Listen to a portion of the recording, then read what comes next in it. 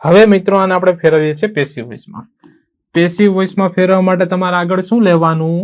તો લેવાનું હવે સૌથી પહેલા તમને હું રિકોલ કરાવી દઉં કે પેસિવ બનાવવા માટે ઓબ્જેક્ટ હોવું જોઈએ, એક ટુ બી ના રૂપ અને એક V3. આ ત્રણ વસ્તુ હોય તો જ પેસિવ વોઇસ બને, બાકી પેસિવ વોઇસ બનાવવું પોસિબલ નથી. ડન? તમને હું કોને પૂછી રહ્યો છું? તમને. એટલે આ મળ્યું મારું કર્મ. ડન? કર્મ એટલે પેલું આપણે કર્મ, જો ધર્મની બાબતમાં કર્મ ને આ કર્મ અલગ છે. ધર્મની બાબતમાં કર્મ એટલે જે ક્રિયા કરો ને, હું ભણાવું છું ને તો એ મારું કર્મ થયું. અંગ્રેજીમાં શું થાય કે એ ક્રિયા તમે કોના પર કરો છો એ કર્મ થાય. ક્લિયર કે નહીં? સપોઝ કે હું તમને પૂછી રહ્યો છું તો ધર્મની દ્રષ્ટિએ શું થાય કે પૂછવું એ મારું કર્મ થયું. અને અંગ્રેજી ભાષાની વિષયમાં શું થાય કે હું કોને પૂછી રહ્યો છું, એ ક્રિયા કોના પર થઈ રહી છે એ કર્મ થાય. ડન?